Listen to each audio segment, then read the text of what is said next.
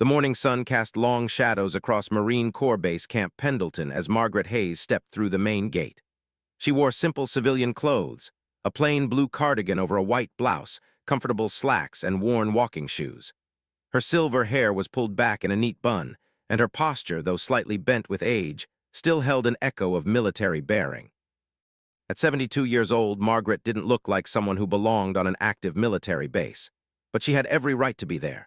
3 times a week, she volunteered at the base library, shelving books, helping young Marines find resources, and quietly going about her work. She'd been doing it for almost 2 years now, ever since her husband Henry passed away. The base gave her purpose. It gave her somewhere to be. "Morning, ma'am," the young guard at the gate said, barely glancing at her identification. He was new, she'd never seen him before, his name tape read Johnson. "Good morning," Margaret replied softly, offering a small smile. Johnson waved her through without much interest. To him, she was just another elderly volunteer, probably a military spouse killing time. He turned his attention back to his phone. Margaret had grown used to being invisible. At her age, people rarely looked twice. The young Marines she encountered in the library were always polite but distant. She was ma'am, or the library lady, or sometimes just a person they'd walk past without seeing at all. And that was fine with her. She wasn't there for attention. The base library was a modest building near the education center. Margaret had her own key and often arrived before the official opening time to prepare for the day. She liked the quiet morning hours, the smell of old books, the peaceful ritual of her routine. Inside, she set down her handbag and began her usual tasks. First, she started the coffee maker in the small break room. Then she checked the return bin and began sorting books onto a rolling cart. Her movements were methodical, practiced. This was her domain, small as it was. Around 9 o'clock, a group of young Marines wandered in. They were fresh-faced, probably new to the base.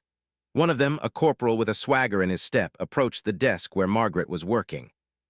"Hey, we're looking for some manuals on vehicle maintenance," he said, not rudely but without much respect either. He didn't meet her eyes. "Third aisle, middle section," Margaret said, gesturing. "What type of vehicle?" "We can find it," another Marine interrupted, grinning. "Come on, Corporal Davis. The old lady probably doesn't know a Humvee from a Honda." They laughed and walked away. Margaret heard their voices carrying from the aisles, joking and loud. She returned to her work without comment. She'd heard worse, much worse, and from far more intimidating people than these young men who'd barely finished their training. The morning passed quietly after that. A few more Marines came and went. Some thanked her. Most didn't acknowledge her at all. Margaret restocked shelves, updated the computer system, and ate her lunch, a sandwich she'd packed in the break room alone. It was during her afternoon shift that the real trouble started. Corporal Davis returned with 2 of his friends. They were louder now, more boisterous. They'd clearly been on break and had that restless energy young servicemen often carried. One of them was carrying a basketball, bouncing it occasionally despite the quiet zone signs posted throughout the library. "Ma'am, we need to check out these manuals," Davis said, dropping a stack of technical books on the desk. His tone was impatient, as though she was keeping him from something important. "Of course," Margaret said. She began scanning the books, her movements calm and efficient. "I'll need your military IDs." "Come on, you know who we are," one of the other Marines said. His name tape read Kowalski. "Library policy," Margaret said gently. "I need to scan your identification." With exaggerated sighs, they produced their ID cards. Margaret processed their checkout, aware of their impatience, their barely concealed annoyance at having to deal with this old woman and her rules. "These are due back in 2 weeks," she said, handing them a receipt. "There's a 50-cent fine per day if they're late." Kowalski snorted. 50 cents, big deal." "It adds up," Margaret said evenly, "and it's base policy, not mine." "Whatever you say, Grandma," Davis muttered, just loud enough for her to hear. His friends laughed as they walked out. Margaret watched them go, then returned to her work. She felt a familiar weight in her chest, not anger exactly, but something close to sadness. These young people had no idea what service really meant. They wore the uniform, yes, but they hadn't yet learned what it meant to truly sacrifice. That would come with time, she supposed. If they were lucky, they'd learn it through training and discipline rather than the hard way. The afternoon stretched on. Margaret finished her shelving, organized the children's section where dependents sometimes came with their parents, and prepared the library for the next day. At 5 o'clock, she locked up, signed out at the gate, and drove her old Toyota back to her small apartment in Oceanside. The apartment was quiet. It had been quiet since Henry died. His Marine Corps flag was folded in its triangle case on the mantel. His photographs, young and strong in his dress blues, then older in his service photos, lined the walls alongside her own. But she rarely looked at them anymore. The memories were too sharp, too fresh even after 2 years. She made herself a simple dinner, watched the evening news, and went to bed early. Tomorrow would be another day at the library. Another day of being invisible, of being the old lady that nobody really noticed. But Margaret Hayes carried secrets that would have shocked every person on that base. Secrets that lived in her bones, in the scars hidden beneath her cardigan, in the memories that sometimes woke her in the middle of the night. She'd earned 3 Purple Hearts, a Bronze Star, and a Silver Star during her time in service. She'd led troops through combat zones, made decisions that saved lives, and paid prices that most people couldn't imagine. But that was a long time ago, in a different era, when women like her had to fight twice as hard to be taken half as seriously. Now she was just Margaret, the quiet library volunteer, and for the moment that was enough. She didn't need recognition. She'd already proven everything she needed to prove, to herself, to her country, and to the husband who'd been so proud of her until his very last breath. As she drifted off to sleep, Margaret wondered what those young Marines would say if they knew. But it was an idle thought, nothing more. Her service was in the past. Her duty now was simple: show up, do good work, and honor the uniform in her own quiet way. Tomorrow would be just another day. The disrespect started small, but it grew. Over the next few weeks, Corporal Davis and his group began treating the library like their personal locker room. They'd come in loud, leave books scattered on tables, and speak to Margaret with barely concealed condescension. When she'd remind them about noise policies or return deadlines, they'd exchange glances, smirking like children who'd been scolded by a substitute teacher they didn't respect. "Yes, ma'am," they'd say, the words technically correct but the tone all wrong. Margaret continued her work without complaint. She dealt with far worse than immature young men testing boundaries.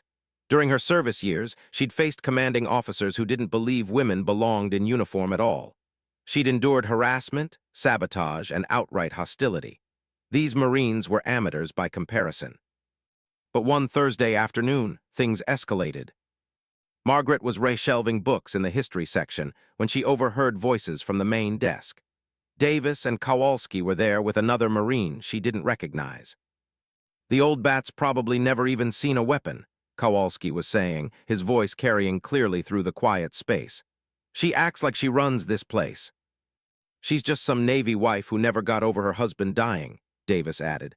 "My mom's the same way, volunteers everywhere trying to stay relevant." The unknown Marine laughed. "At least your mom probably did something once. This lady just shelves books and acts like it matters." Margaret's hands stilled on the book she was holding. She felt a familiar heat rise in her chest, not quite anger, but something protective, defensive. These boys were talking about things they didn't understand, making assumptions about a life they couldn't begin to comprehend. She took a slow breath and continued her work. There was no point in correcting them. They wouldn't believe her anyway. Young people never did. They saw an old woman and assumed they knew her entire story. But later that day, something happened that changed everything. Margaret was preparing to close the library when a senior officer entered, a lieutenant colonel she recognized as the base education officer. His name was Reeves, and he'd always been respectful during his occasional visits. "Mrs. Hayes," he said, approaching the desk with a folder in his hand. "Do you have a moment?" "Of course, sir," Margaret said, nodding the formality in his tone. "I received a complaint today," Reeves said carefully. "Some of our younger Marines feel that the library policies are being enforced too rigidly. Late fees, noise restrictions, checkout limits. They're suggesting we need someone more flexible in this position." Margaret felt something cold settle in her stomach. "I see. Now I want to be clear," Reeves continued quickly. "You've been an exemplary volunteer. Your work is appreciated. But I have to take these concerns seriously. Is there any way you might consider relaxing some of the rules, making this space more accessible to our young service members?" Margaret looked at the lieutenant colonel for a long moment. She could read between the lines. The young Marines had complained about the old lady volunteer who actually expected them to follow basic library policies. And rather than back her up, the base administration was considering removing her to keep the peace. The policies exist for good reasons, Margaret said quietly. They ensure resources are available to everyone, not just whoever happens to grab them first. They teach responsibility and respect for shared spaces. Reeves shifted uncomfortably. I understand, Mrs. Hayes, but perhaps in a military context we can be more lenient. These young men are under a lot of stress. With respect, sir, everyone in uniform is under stress, Margaret said, her voice still gentle but with steel underneath. That's not an excuse for disrespecting the rules or the people who enforce them. Reeves looked uncomfortable. I'm not asking you to resign, just consider being more flexible. Can you do that? Margaret nodded slowly. I'll think about it, sir. After he left, Margaret sat alone in the library for a long time. The evening light slanted through the windows, casting long shadows across the empty chairs and silent shelves. She thought about all the years she'd spent in service, all the battles she'd fought, both literal and figurative. She thought about the young woman she'd been, desperate to prove herself worthy of the uniform. And she thought about the old woman she'd become, still fighting for basic respect in her own small way. That night, back in her apartment, Margaret did something she rarely allowed herself to do. She opened the closet in her spare bedroom and pulled out an old footlocker. Inside were her service records, her medals, her photographs. She lifted out her dress uniform, carefully preserved in a garment bag. The ribbons on the chest told a story that most people couldn't read. A story of service in places the American public barely remembered, of injuries sustained and survived, of leadership under fire. She ran her fingers over the Silver Star, awarded for gallantry in action during a night operation in Iraq when she'd pulled 3 wounded soldiers from a burning vehicle under enemy fire. She'd been 38 then, a major in the Army Nurse Corps who'd volunteered for a combat support hospital position. The explosion had left her with burns on her arms and a piece of shrapnel that still set off metal detectors occasionally. Henry had been so proud. He'd been a Marine himself, and he'd understood what that metal meant in ways most civilians never could. Margaret carefully repacked the footlocker and returned it to the closet. She wasn't planning anything dramatic. She just needed to remind herself who she was, who she'd been. She needed to remember that her worth wasn't determined by whether young Marines treated her with respect. But as she lay in bed that night, a small seed of determination began to grow. Maybe it was time to stop being quite so invisible. Maybe it was time to remind everyone, including herself, that service and sacrifice came in many forms and age didn't erase what you'd accomplished. The next morning, Margaret arrived at the library as usual. Davis and his group came in around 10 o'clock, loud and laughing.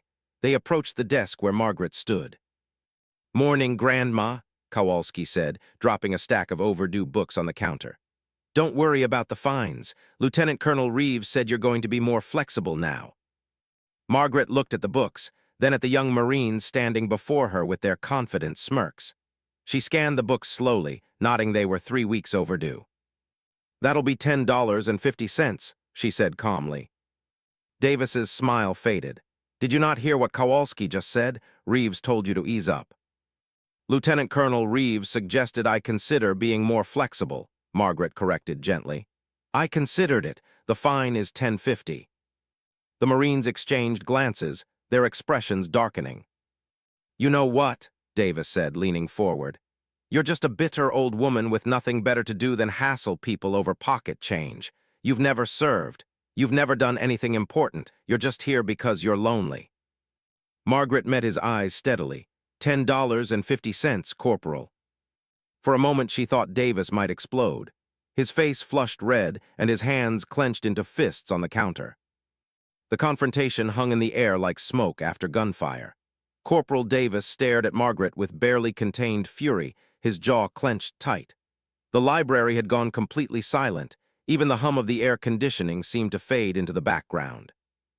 "You know what?" Davis said, his voice low and dangerous. "I'm done with this. I'm going to make sure you're removed from this position. Nobody wants you here anyway." "That's your right," Margaret said evenly. "The fine is still $10.50. Davis slammed a $20 bill on the counter. "Keep the change. Buy yourself a life." They left in a storm of aggressive energy, the door swinging hard behind them. Margaret stood alone at the desk, her hands steady as she processed the payment and filed the receipt. Only when she was certain no one could see did she allow herself to sit down, feeling the familiar ache in her lower back where shrapnel had been removed decades ago. She knew what was coming. Davis would file a formal complaint. There would be meetings, discussions, possibly her dismissal from the volunteer position. After 2 years of faithful service, she'd be removed because she'd insisted on enforcing simple rules. But Margaret Hayes had never backed down from a fight she believed in. She wasn't about to start now. The next few days were tense. Margaret continued her work, but she noticed the cold shoulders, the whispered conversations that stopped when she entered a room. Word had spread through the young enlisted ranks that the library volunteer was difficult, inflexible, bitter. She heard variations of the story, each one painting her as an old woman on a power trip, hassling service members over petty rules. On Monday of the following week, Lieutenant Colonel Reeves called her into his office at the Education Center. "Mrs. Hayes, please sit down," he said, his expression troubled. Margaret sat, her purse in her lap, her spine straight despite her years. "I've received multiple complaints now," Reeves began, "and I'm afraid I have to take action. Several Marines have expressed that they no longer feel comfortable using the library. They feel you're creating a hostile environment."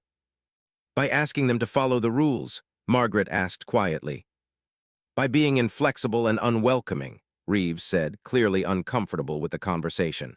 "Look, I appreciate your service as a volunteer, but the library exists to serve our active duty personnel. If they're not using it because of personality conflicts, then we have a problem." Margaret nodded slowly. "So you're removing me?" "I'm suggesting you might be happier volunteering elsewhere," Reeves said carefully. "The hospital is always looking for volunteers, or the Family Resource Center, places where the role might be more suited to your skills." Translation: places where she wouldn't have any authority, where she couldn't enforce any rules, where she'd be safely out of the way. "May I ask you something, sir?" Margaret said. "Of course." "Did anyone check my records before making this decision? My full records?" Reeves looked confused. "Your volunteer application and background check, yes, you're cleared for base access as a military widow. Why?" Margaret stood slowly, adjusting the strap of her purse on her shoulder. "No reason, sir. If you'd like me to leave the position, I will. I've never disobeyed a direct order in my life, and I won't start now." Something in her tone made Reeves pause. "Mrs. Hayes." "I'll clear out my things from the library today," Margaret said. "Thank you for the opportunity to serve, Lieutenant Colonel." She left before he could respond. Back at the library, Margaret began packing up her few personal belongings: a coffee mug, a small plant she'd kept on the desk, a photo of Henry in his dress blues. She worked slowly, methodically, saying goodbye to a place that had become important to her. She was nearly finished when the door opened and an older man in civilian clothes entered. Margaret looked up, startled. She knew this face, though she hadn't seen it in years. "Major Hayes," the man said, a smile spreading across his weathered features. "I thought that was you." Margaret's breath caught. "Sergeant Major Collins." "Retired, same as you," Collins said, crossing the room with surprising energy for a man who had to be near 80. "Though I hear you go by Mrs. Hayes these days." "I didn't know you were in the area," Margaret said, genuinely surprised.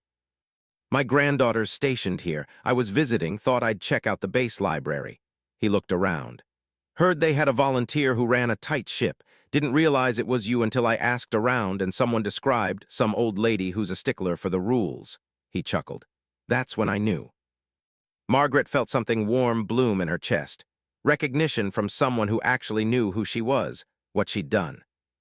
"I'm just leaving actually," she said. "I've been let go. Apparently I'm too strict." Collins's expression darkened.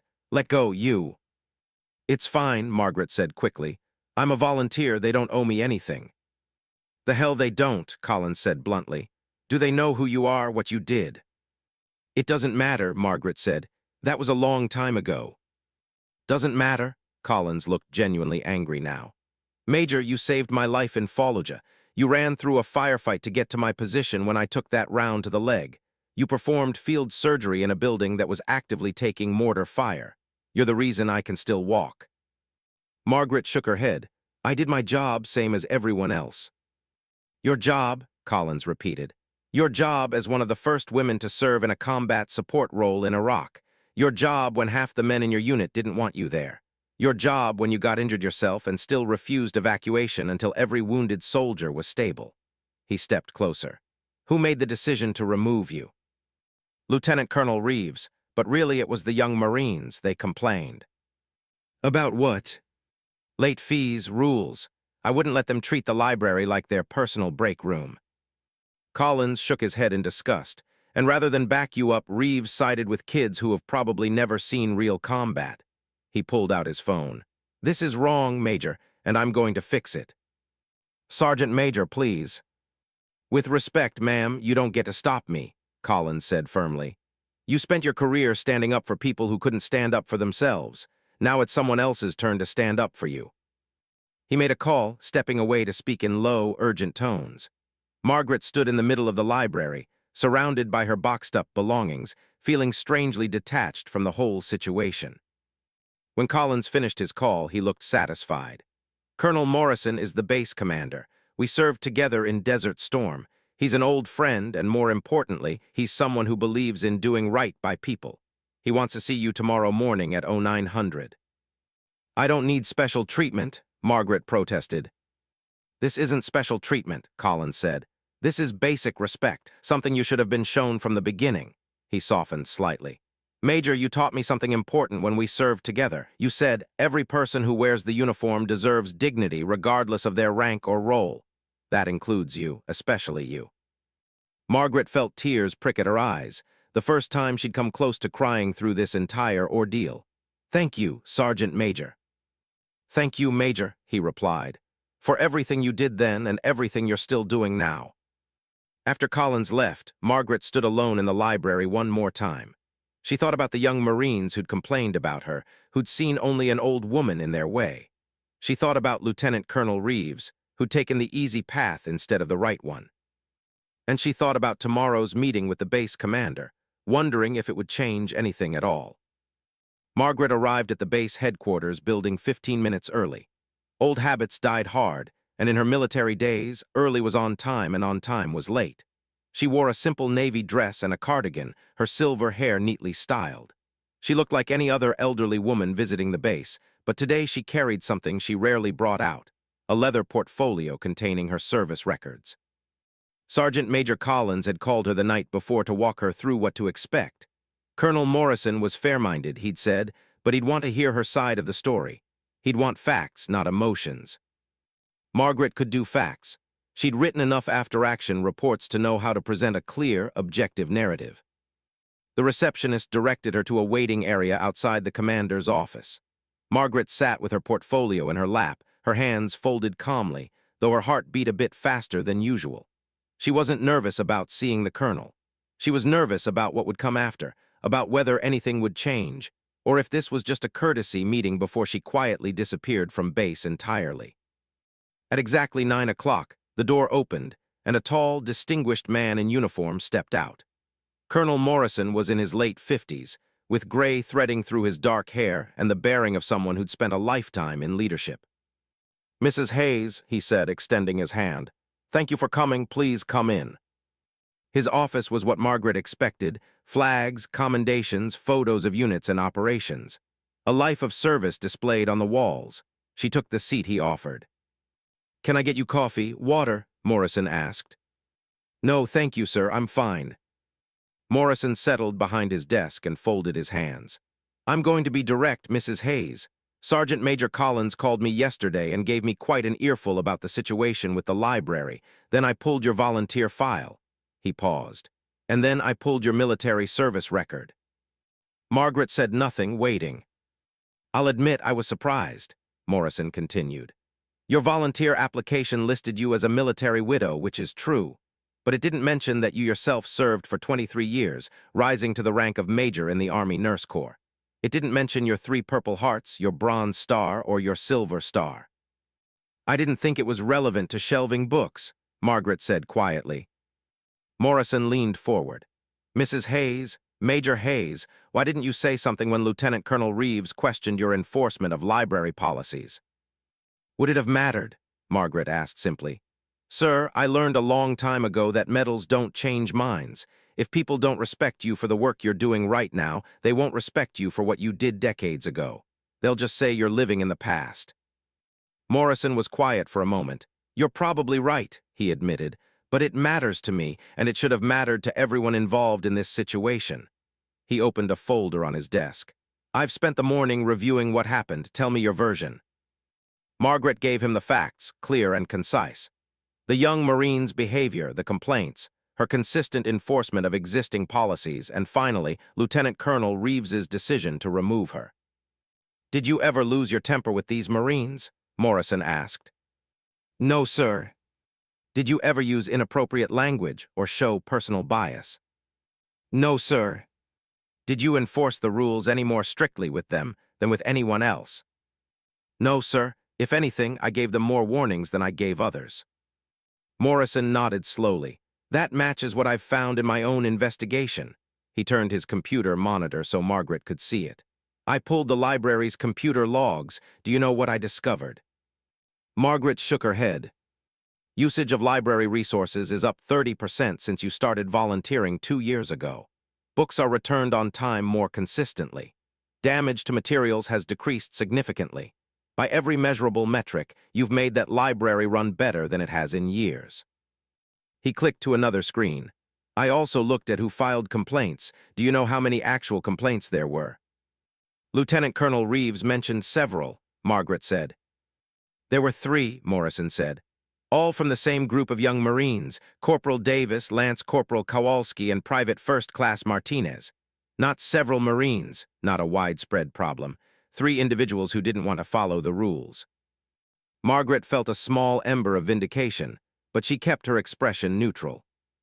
And do you know what else I found when I looked into those 3? Morrison continued. All 3 have had disciplinary issues. Davis has 2 written warnings for disrespect to a non-commissioned officer. Kowalski failed a room inspection 3 times. Martinez was written up for being late to formation twice in 1 month. He closed the folder. These are not model Marines complaining about unfair treatment. These are young men who don't like being held accountable.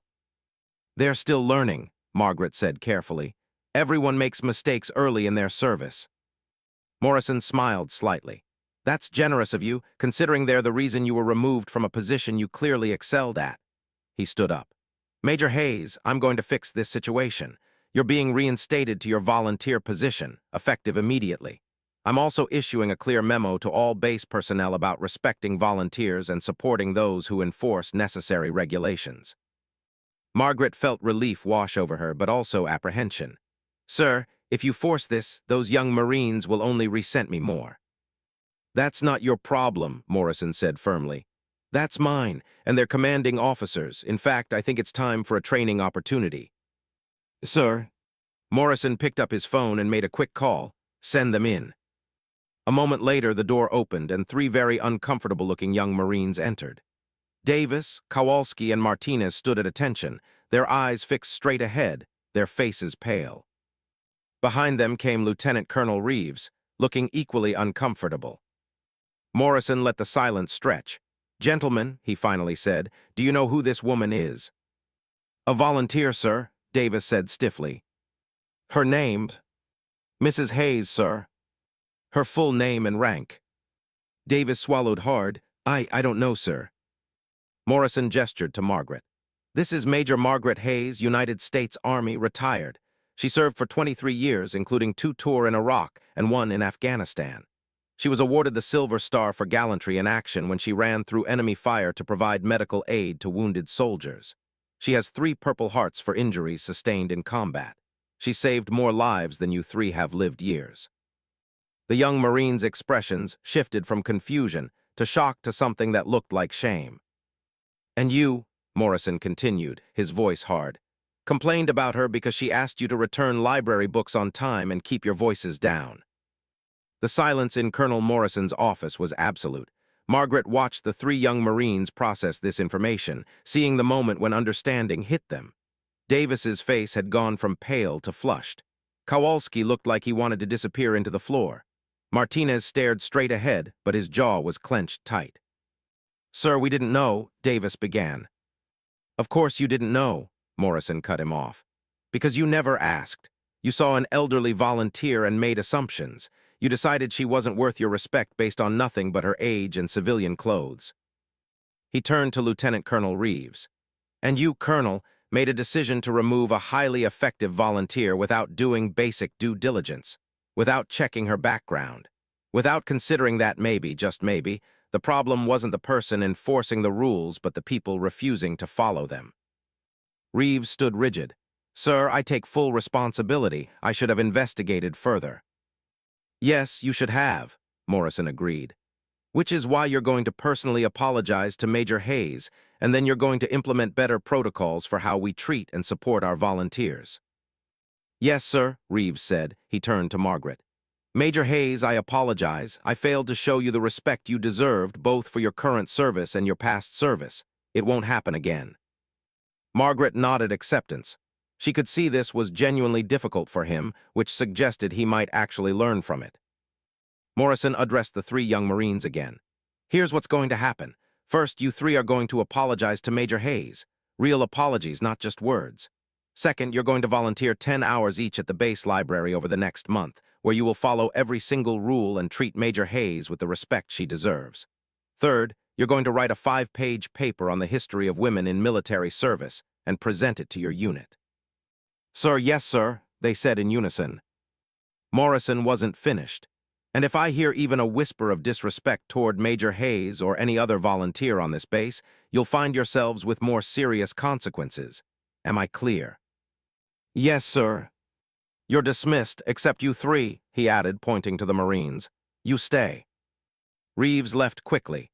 Morrison gestured for the young Marines to step forward. They approached Margaret, who remained seated, looking up at them calmly. Davis spoke first.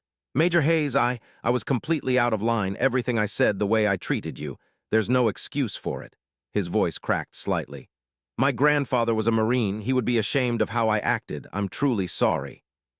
Kowalski went next. Ma'am, I was disrespectful and ignorant. I made fun of you without knowing anything about you. That was wrong. I'm sorry. Martinez, the youngest of the three, looked like he might cry. Major Hayes, my mom's a veteran. She served in the Air Force. If someone treated her the way we treated you, he swallowed hard. I'm so sorry. I promise I'll do better. Margaret looked at each of them in turn. She saw genuine remorse, real shame. These weren't bad young men. They were immature ones who just learned a hard lesson. Apology accepted, she said quietly. All of you. She stood up, which made them step back slightly. I want you to understand something. I don't tell people about my service because I don't need recognition. I did my job, same as millions of others have done theirs. But I expect the same thing from you that I expected from myself. Respect for the institution, respect for the rules, and respect for every person who contributes to the mission, no matter how small that contribution seems. Yes, ma'am, they said. The library exists to help you, Margaret continued. Every rule I enforce is there to make sure resources are available when you need them. When you treat that space with respect, you're respecting every service member who uses it. Do you understand? Yes, ma'am. Good, she softened slightly. You're all young, you're going to make mistakes. The measure of a person isn't whether they stumble, it's whether they get back up and learn from it. I think you three can learn from this. After they were dismissed, Morrison turned to Margaret. How are you doing, Major? That couldn't have been easy. Margaret smiled slightly. I've been through worse, sir. I'm sure you have. Morrison sat down again. I want you to know that what happened here was wrong, not just the disrespect, but the system that allowed it. We should have better processes for recognizing and supporting people like you, veterans who continue to serve even after retirement. I appreciate that, sir. I'm also going to make a recommendation, Morrison said. I think it's time people on this base knew who you are, not just the library volunteers or the young Marines, but everyone. Would you be willing to speak at our next base ceremony? Share your story. Margaret hesitated. Sir, I'm not much for speeches. You don't have to give a speech, Morrison said. Just be present, be recognized. Let people see that service comes in many forms and that respect should be automatic, not something you have to earn over and over again. Margaret thought about it. Part of her wanted to refuse to stay in her comfortable anonymity. But another part, the part that had fought so hard for recognition during her active service years, knew this might matter to someone else. Some other woman, some other veteran who felt invisible. "I'll do it," she said. 3 weeks later, Margaret stood on a reviewing stand during the base's monthly recognition ceremony. She wore her dress uniform for the first time in years, her ribbons bright against the dark fabric, her silver hair neat beneath her cap. Colonel Morrison had invited Sergeant Major Collins, who stood beside her in his own dress uniform. The young Marines on the parade ground stood at attention as Morrison explained who she was and what she'd done. Margaret watched their faces as they processed this information. This quiet volunteer they'd seen around base was actually a decorated combat veteran. When the ceremony ended, something unexpected happened. A line formed, Marines wanting to shake her hand, to thank her, to hear a story, or just acknowledge her presence. Some were older, veterans themselves who understood, but many were young, including several women who looked at her uniform with something like awe. A young female corporal approached, her eyes bright. "Ma'am, I just want to say, seeing you up there, knowing what you did, it matters. A lot of us women on base, we sometimes feel like we have to constantly prove ourselves. Seeing you reminds us that others did it before us, that we're part of something bigger." Margaret felt her throat tighten with emotion. "You are part of something bigger," she said, "and you don't have to prove yourself to anyone but yourself." Later, back at the library, Margaret found a banner hanging across the entrance. "Thank you, Major Hayes, for your service, past and present." Inside, the space had been cleaned and reorganized. There were flowers on the desk and a framed photograph, her official service portrait from her time as a major, now displayed prominently on the wall. Davis, Kowalski, and Martinez were there, along with several other Marines. They'd clearly spent their volunteer hours well. "We wanted you to know that this is your library, ma'am," Davis said. "We're just lucky you let us use it." Over the following months, the library became more than just Margaret's volunteer post. It became a gathering place. Marines would come to study, to talk, to ask advice. Margaret would help them find resources, yes, but she'd also share stories when asked. Not boastfully, but honestly. Stories about service, about challenge, about learning to lead and learning to follow. The young Marines who'd once mocked her became some of her most dedicated helpers. Davis eventually apologized to his entire unit for his behavior, using it as a lesson in not making assumptions. Kowalski started a reading group for Marines interested in military history. Martinez brought his mother to meet Margaret, two female veterans from different generations, sharing their experiences over coffee. Lieutenant Colonel Reeves implemented new procedures for volunteer recognition and support, ensuring that no one else would be dismissed without proper consideration. He also made sure every new arrival on base received information about the library and its remarkable volunteer. On the 2-year anniversary of Henry's death, Margaret stood in her apartment looking at his photograph. "I think I found my way," she told him quietly. "It took a while, but I got there." She no longer felt invisible, not because people recognized her medals or her service record, but because she'd reminded everyone, including herself, that respect isn't earned by age or rank or past accomplishments alone. It's earned by showing up, doing the work, and standing firm when it matters. Margaret Hayes would continue volunteering at the base library for many more years. She'd become an institution, a touchstone, a living reminder that heroes don't always look like what people expect. Sometimes they look like a quiet woman in a cardigan, shelving books and enforcing late fees, carrying within them stories of courage that would humble anyone who took the time to listen. And now, finally, people were listening. The young Marines who'd once dismissed her learned the most important lesson of their early careers: never underestimate someone based on what you see on the surface. Everyone has a story. Everyone has value. And sometimes the person you least expect to teach you something turns out to be exactly the teacher you need. Margaret would smile when she thought about that first confrontation, about Davis's angry words and her calm response. She'd held her ground not because she needed to prove anything, but because it was right. Because rules matter, respect matters, and how we treat each other matters, especially when we think no one important is watching.